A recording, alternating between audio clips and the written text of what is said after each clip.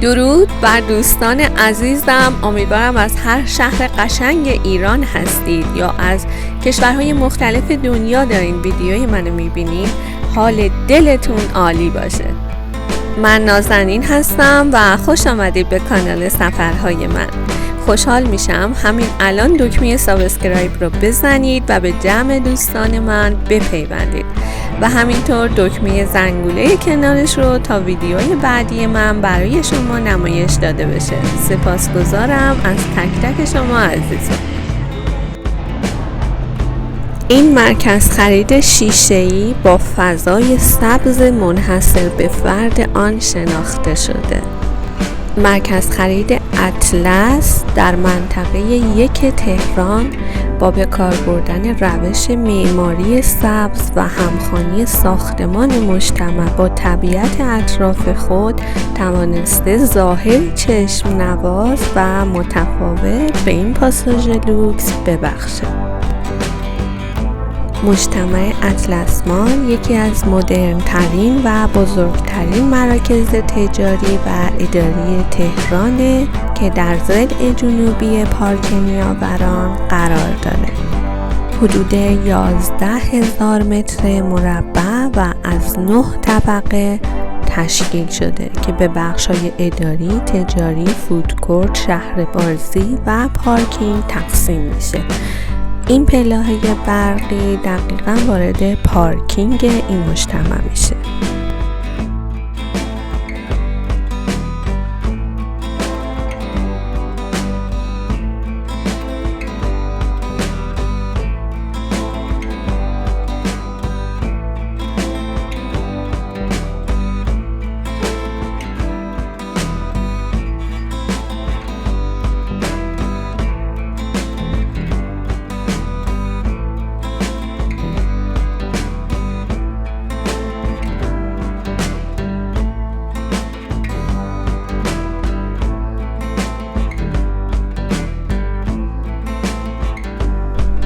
نکته جالب درباره موقعیت مکانی این مرکز خرید اینه که به دلیل شیب مناسب زمین در منطقه، این مجموعه دارای 3 ورودی مناسب از طرف خیابان پاسداران هست.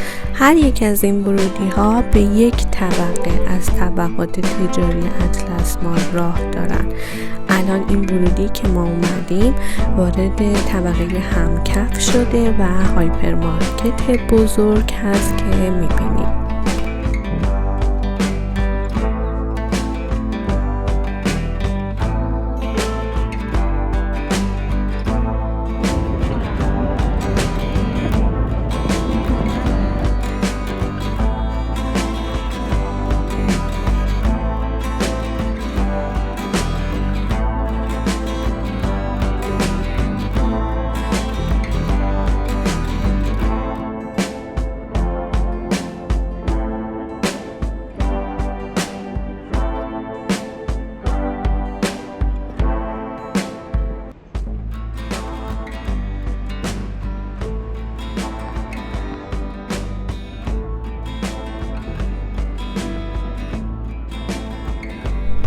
بخش تجاری در 4 طبقه تقسیم شده و فروشگاه این پاستا 6000 متر مربع وسعت داره. این مجتمع حتی در طراحی معماری بنا هم سعی کرده تا با ایجاد حس کنجکاوی در مخاطب مشتریان بیشتری رو به مرکز خرید جذب کنه. اینجا طبقه اوله، همونطور که میبینین ورودی که اینجا قرار داره یک کافه دقیقاً وسطه و دقیقاً دوباره وسط همون خیابون پاسداران که نما رو از بیرون بهتون نشون دادم وارد شدیم. جالب اینجاست که هر ورودی وارد یک طبقه این مرکز خرید میشه. دیگه همه میدونیم که تمام مراکز خرید یه فودکورت و روف گاردن شیک داره و هر جا میریم خودم کنجکاوم که زودتر برم فودکورت ها رو ببینم. از فودکورت مگامال توی شهرک اکباتان خیلی خوشم اومد، فضای خیلی شیکی داشت و روف گاردن عالی بود. ولی وقتی رفتم به حدیشمال فودکورت اونجا محشر بود و همینطور روف گاردنش که عکس روف گاردن و معماریشو گذاشته بودم ولی هنوز افتتاح نشده بود و نتونستم براتون فیلم بگیرم ولی خیلی عالی بود. به سانا سنتر که رفتم گفتم این دیگه عالیه، خیلی نمای زیبایی داشت، ویو شهر تهران رو داشت و خیلی فضای عالی و دلبازی بود. ولی الان وقتی وارد اطلس مال شدم این از همه قشنگتر بود. خیلی دوست داشتم براتون توضیحاتو میدم تا بعد بریم با هم ببینیم.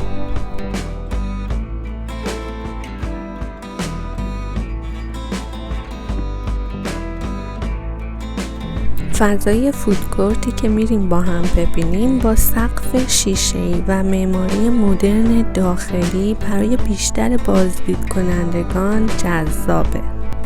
2000 متر مربع از فضای فودکورت روباز هست که از دیگر دلایل جذابیت مجتمع اطلس مال برای گردشگران حساب میاد.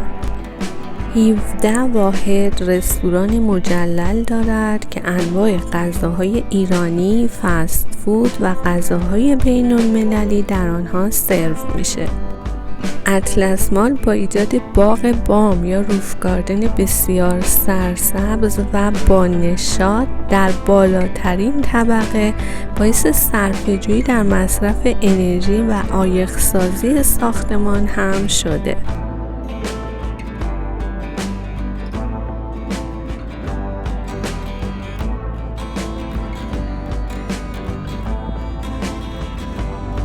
در طبقات تجاری و در مسیر فروشگاه‌های مجتمع مبل‌های راحتی و فضایی برای استراحت و نشستن هم وجود داره.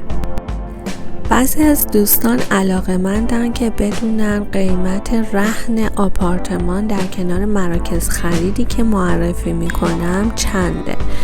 اگه بخواین اینجا کنار اطلس مال در منطقه نیاوران خیابان پاسداران رو بدونین، قیمت یه آپارتمان 80 متره رهن کاملش 1,500,000,000 6 سال ساخت.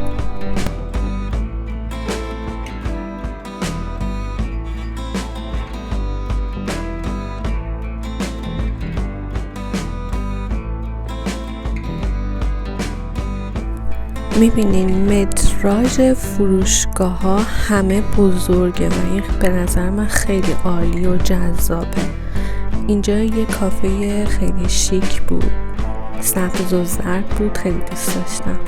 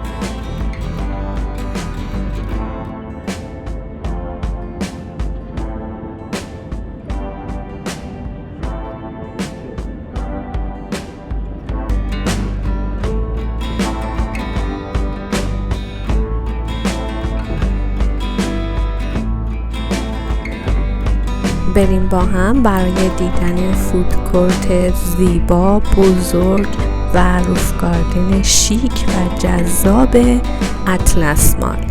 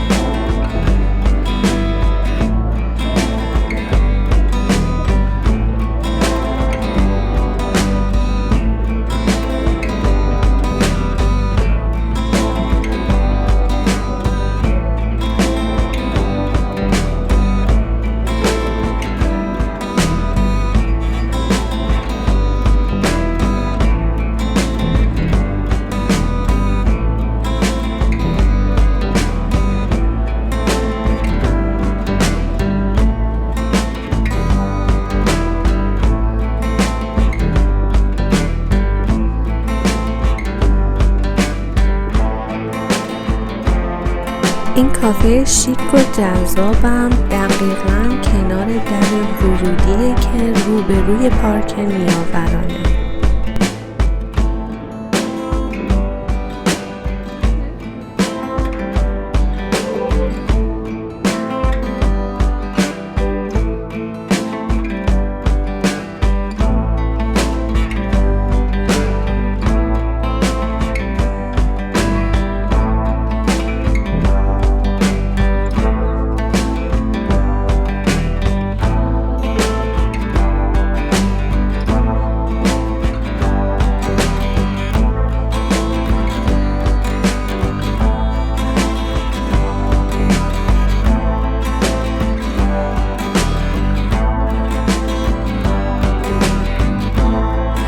دوستان عزیزم، امیدوارم از معرفی مرکز خرید اطلس مال لذت برده باشین. دوستتون دارم. تا ویدیوی دیگر، بدرود.